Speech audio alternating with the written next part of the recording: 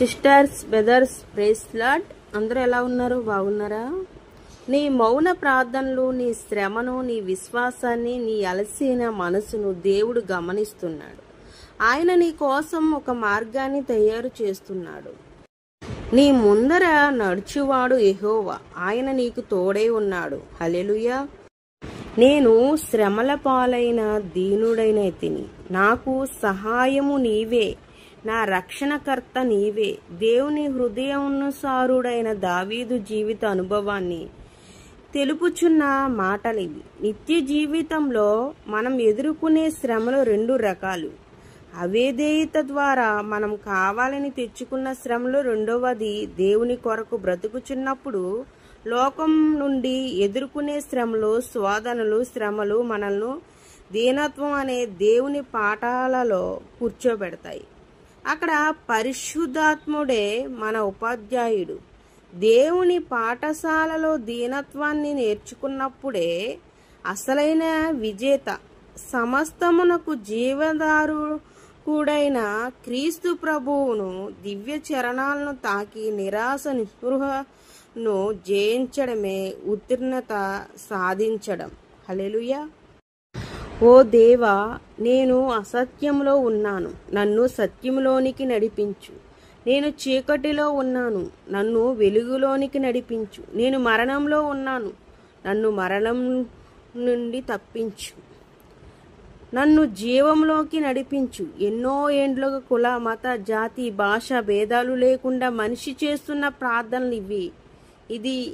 ఈ ప్రార్థనలకు జవాబు ఎక్కడ? ఎవరో? పరిశుద్ధ గ్రంథాన్ని పరిశీలిస్తే ప్రభు అయిన యేసుక్రీస్తు తన దైవత్యాన్ని, ఔన్నత్యాన్ని అనేక సందర్భాల్లో వెల్లడి చేసి మనిషి చేస్తున్న ప్రార్థనలకు జవాబు తానే అని రుజువు చేశారు. నేనే మార్గమును, సత్యమును, జీవమును మరియు వెలుగును అని ప్రకటించుట ద్వారా మనిషి నవత్యపాత నిర్దేశం చేశారు. క్రీస్తు ప్రభువును అంగీకరించుట అనగా ఆత్మరక్షణ, శాంతి, సమాధానం, నిత్యత్యాన్ని సంపాదించుకొనుటయే. హల్లెలూయా. ఈరోజు నీ జీవితంలో నిన్ను అందరూ ఒంటరిగా విడిచిపెట్టారా? అందరూ నిన్ను ఒంటరిగా విడిచిపెట్టచ్చు, నీ దేవుడు మాత్రం నిన్ను విడిచిపెట్టడు. అంటే అర్థం చేసుకో. ఒకరోజు ఒక వ్యక్తి ఎడారిలో నడుచుకుంటూ వెళ్ళినప్పుడు తన పక్కన చూస్తే అడుగులు ఉన్నాయి అన్నమాట. అడుగులు ఏంటి అన్నప్పుడు, దేవా, నిన్ను ఒంటరిగా నడుచున్నాను అని నాతో నీవు నడుస్తున్నావు అయ్యా అని చెప్పి ఎంతో సంతోషంగా ఫీల్ అయ్యాడు అన్నమాట. అయితే కొంతసేపటికి ఎడారిలో నడిచాడు, ఓపిక అయిపోయింది, క్షీణించిపోయాడు. అసలు ఏం చేయాలో అర్థం కావట్లేదు, నీరసం అయిపోయాడు. అలా వెళుతూ ఉన్న టైంలో అసలు దేవుడు వస్తున్నాడా లేదా పక్కకి చూసి అడుగులు చూశాడంట. అక్కడ అడుగులు కనిపించలేదంట. అప్పుడు అన్నాడంట, దేవా, నువ్వు కూడా ఈ సమయంలో, బలహీన సమయంలో విడిచిపెట్టి వెళ్ళిపోయావా అయ్యా? అప్పుడు నడిచావు కదా, ఇప్పుడు ఏంటి విడిచిపెట్టేశావు అంటే, అప్పుడు దేవుడు అన్నాడంట, అప్పుడు నడిచావు కాబట్టి నీ పక్కన నడిచాను, ఇప్పుడు నడవలేవు కాబట్టి నిన్ను మోసుకుంటున్నాను అని చెప్పాడంట. ఈరోజు జ్ఞాపకం చేసుకో, నీవు ఒంటరివై ఉన్నావు ఏమో. నిన్ను ఒంటరి చెయ్యడు. ఈ లోకం అంతా ఒంటరి చేసినప్పటికీ నువ్వు విశ్వసించి దేవుడు మాత్రం తోడే ఉంటాడు. విశ్వసించే దేవుడు మాత్రం తోడే ఉంటాడని జ్ఞాపకం చేసుకో.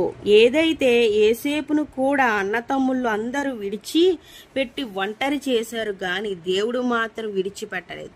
ఒంటరి అయిన యేసేపు ద్వారా బలమైన కార్యాలు జరిపించిన రీతిగా ఈరోజు నీ జీవితంలో బలమైన కార్యాలు జరిపించి ఆయన నీ తోడే ఉన్నాడు అని రుజువు పరుచుకున్నాగాక. ఆమేన్. హల్లెలూయా. ఆయన గూర్చి పాడుడి, ఆయన్ను కీర్తించుడి, ఆయన అద్భుత క్రియలన్నిటిని గూర్చి సంభాషణ చెయ్యుడి. దేవుని మందహాసాన్ని యెరూషలేమునకు తీసుకుని వచ్చిన తర్వాత సర్వశక్తుడైన దేవుని స్తుతించడానికి ఏర్పరచబడిన వారికి అప్పగించబడిన స్తుతి విధానంలోని మాట ఇది. మన దేవుడు అద్భుత క్రియలు చేయువాడు. క్రీస్తు రక్తమును చేత కడుగబడి జీవితంలో నూతన మార్పును అనుభవించుటయే అద్భుత కార్యము. అనుదిన జీవితంలో తన కృప కనికరమును నిర్వహణముగా మనపై కుమ్మరిస్తున్న దేవుని మంచితనాన్ని కీర్తించడం కన్నా భాగ్యం ఏముంది? దేవుని గూర్చిన సంభాషణ మనసుకు ప్రశాంతతను ప్రసాదిస్తుంది. హల్లెలూయా.